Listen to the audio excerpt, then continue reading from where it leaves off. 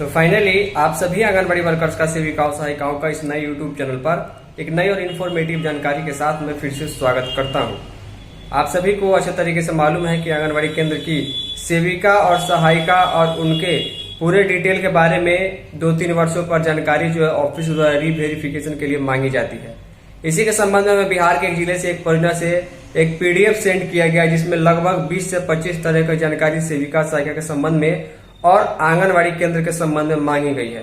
क्योंकि कहीं ना कहीं रीवेरिफिकेशन और क्रॉस चेक जो है डिपार्टमेंट की ओर से सेविकाओं सहायिकाओं के संबंध में किया जाता है कि सेविका सहायिका ने योगदान कब दिया, पोषाहार वाला खाता कौन सा है, उनका अपना मानदेय वाला खाता कौन सा है और पूरा डिटेल क्या क्या रहता है आंगनबाड़ी केंद्र के संबंध में। इसी के संबंध में पीडीएफ में जो जानकारी मांगी वो हमें प्राप्त हुई है। चलिए आगे हम आपको बताएं कहाँ क्या भरना है। तो ध्यान दीजिएगा, समय समय पर जो है 2-3 वर्षों पर जो है आपके परियोजना ऑफिस से जो है आपको अपने जिला में भेजने के लिए परियोजना ऑफिस से इस प्रकार का एक फॉर्मेट आता है। देख पा रहे हैं। सबसे पहले मैं आपको बता दूं कि ये सारण जिले के मढ़ौरा परियोजना से हमें ये पीडीएफ प्रोवाइड कराया गया है। कुछ सेविकाओं ने हमें इसे भेजा है और पूछा है कि अतुल जी इसको किस प्रकार हम भरेंगे ताकि जो है हमें कोई दिक्कत आगे नहीं रहे। तो सिंपल सी बात है, लगभग 20 से 25 तरह की जानकारियाँ जो है यहाँ पर एक पीडीएफ में ही मांगी गई है। तो हम टोटल जानकारी आपको देने वाले हैं। देखिए, ये जो है परियोजना अंतर्गत आंगनबाड़ी केंद्र की संपूर्ण विवरणी का प्रपत्र है कि आखिर केंद्र कहाँ चलता है, किस प्रकार चलता है, सेविका का ज्वाइनिंग जो है किस डेट को हुआ था, सहायिका का ज्वाइनिंग जो है किस डेट को हुआ था, उनका एड्रेस, उनके हस्बैंड का नाम, मोबाइल नंबर, जन्मतिथि, कास्ट कैटेगरी, इसके अलावा शैक्षणिक योग्यता उन्होंने कहाँ तक पढ़ी हुई है, ये सारी चीज़ इसमें आने वाली है। तो अभी तक अगर आपने चैनल को सब्सक्राइब नहीं किया तो सब्सक्राइब जरूर कर लीजिएगा। इस वीडियो में आपको हम बहुत अच्छी जानकारी देने जा रहे हैं। अगर आपके साथ ऐसा फॉर्म भेजा जाता है और जानकारी मांगी जाती है तो क्या क्या भरना है। सबसे पहले आपको सेक्टर भरना है, आपका सेक्टर कौन सा है, क्योंकि आपका परियोजना और जिला ऊपर में ही लिखा हुआ आएगा।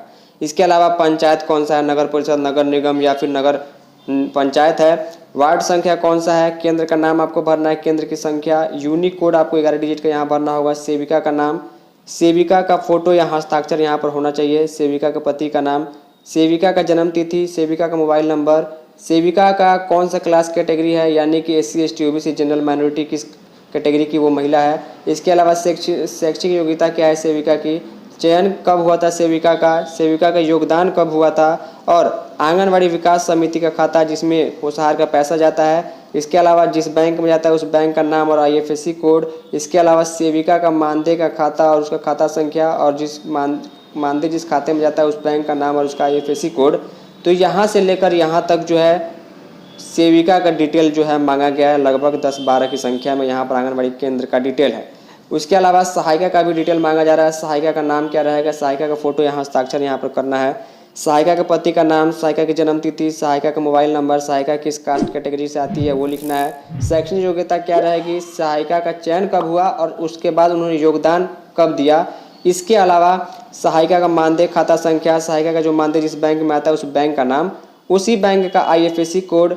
अब यहाँ से जो है फिर से आंगनबाड़ी केंद्र का डिटेल शुरू होता है कि केंद्र किराया पर चलता है या नहीं चलता है, अगर चलता है तो स्क्वायर फीट कितना एरिया है, मकान मालिक का नाम, उस शौचालय वहाँ पर उपलब्ध है या नहीं है, पेयजल की सुविधा उपलब्ध है या नहीं है, ICDS के अपना भवन में केंद्र चलता है या नहीं चलता है, शौचालय उपलब्ध है तो शौचालय चलता है तो ठीक है, नहीं चलता है या खराब है तो यहाँ भरना है।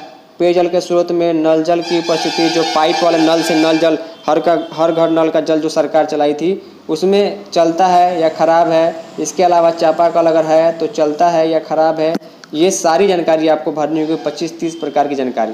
इसके अलावा सरकारी भवन का नाम जिसमें केंद्र संचालित अगर होता है तो उसका नाम देना होगा। शौचालय उपलब्ध है तो चल पाता है या फिर खराब है वो भी भरना होगा। इसके अलावा नल जल और चापाकल।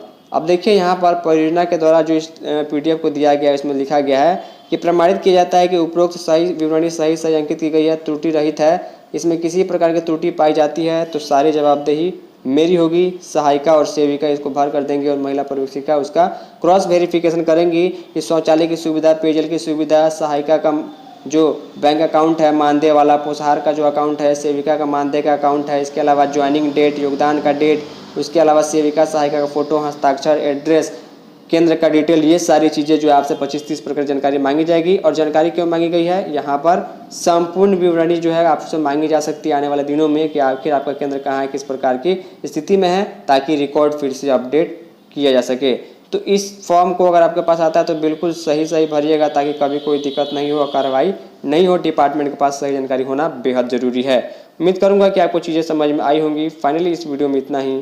धन्यवाद।